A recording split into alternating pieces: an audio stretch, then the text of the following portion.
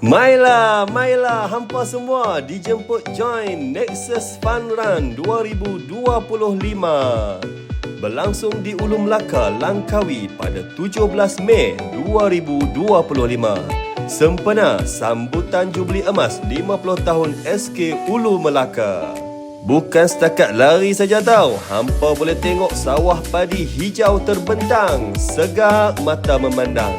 Lepas tu, boleh duk enjoy tengok latihan kapal terbang 5 2025 atas langit Langkawi.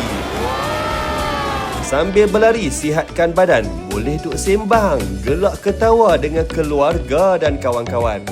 Dan alumni pula.